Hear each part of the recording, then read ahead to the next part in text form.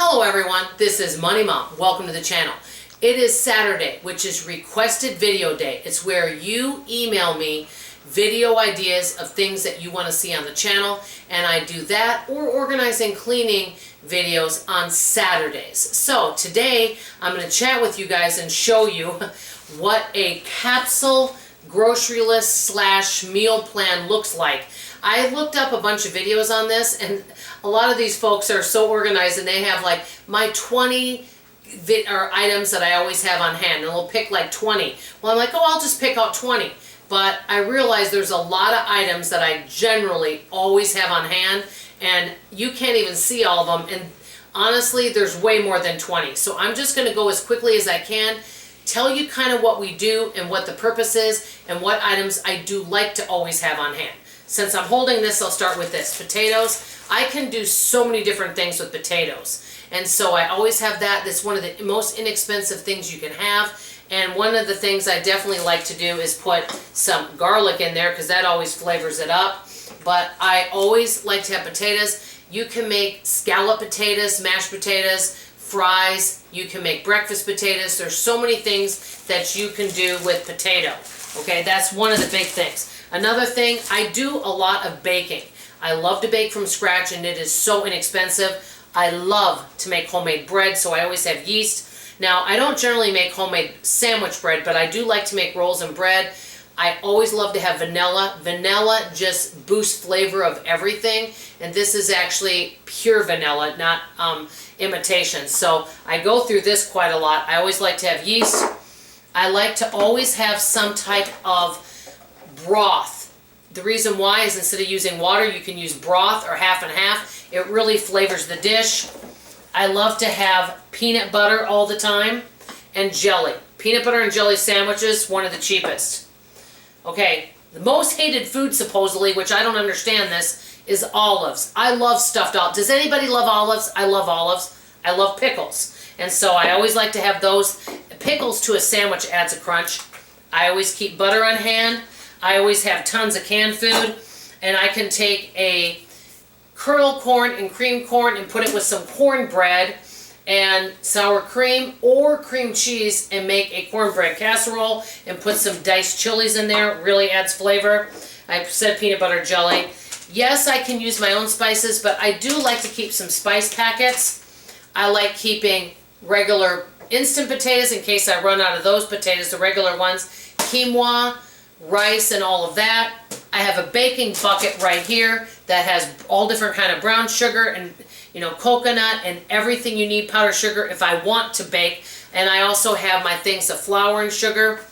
I always keep tons of almond milk, coconut milk, because my daughter does like cereal, which this is cereal. We always have several boxes of cereal.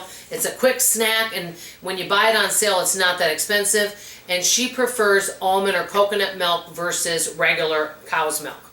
Okay, I also have some type of snack. We don't go through these that quickly, but we have some kind of granola bars.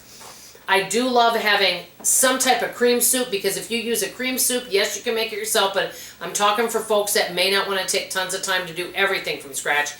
Cream soup, some type of Lipton onion soup, always adds good flavor, so I always have that. I always have canned pumpkin because I can do a lot of things with pumpkin, and I really have a wonderful, and I did it a long time ago, and it's a recipe from the 90s, and I've made different ones.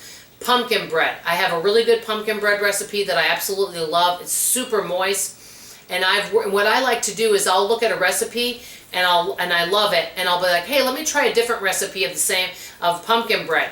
But then a lot of times I'll go back to the old recipe that I really like. I'll try several recipes to pick the best one, basically. I always have some type of fresh produce. Here's an orange. I have more in there.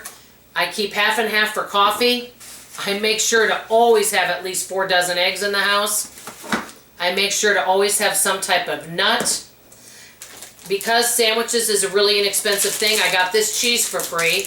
It's smokehouse cheddar. I have some type of lunch meat and cheese for sandwiches. I can do so many things with cream cheese, and not only that, I can use cream cheese, some berries, and protein powder and make a wonderful breakfast smoothie. That's something I can do. I always keep yogurts because that's something you can have for lunches. So I kind of think, what can we have for breakfast, lunch, and dinner? I keep things like pudding packs and also little puddings and things like that, and applesauces to pack for lunches. That's kind of good. I always have some kind of sausage, but now I only use half for one breakfast. I used to use a whole one of these per pan. Now I use a half, which saves money. And then I portion control different types of breakfast. This has egg, and actually I got some free, I can't pronounce it, some free sausage. And so I put that in there with some leftover Cheese Whiz. So I basically used all leftover ingredients to make it, and it turned out good. I don't like cutting onions, so I always have 7. This is an essential, having several packages of that. Another thing I love are these Potato O'Brien. This is what I use in my breakfast casserole with some eggs, and I put some cheese, any type of cheese, and some meat, and I put all of that together, and it makes a great breakfast casserole. I always buy frozen veggies. I'm sure that there are more things that I purchase besides these, but I kind of go through and look at meals. So I'm like, breakfast. Okay, Caroline has cereal.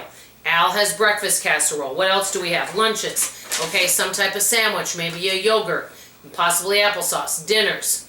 And I kind of went over them. Potatoes. And one of the things that we generally do for dinner is I'm making more hot dishes and stroganoffs. It's like with pasta or rice and beans and with a little meat, and it stretches it, and it usually lasts about 3 days. I used to do more a pork chop or a chicken breast, and not that we don't occasionally do that, but those things maybe last one meal. I'm trying to make something that will last more meals.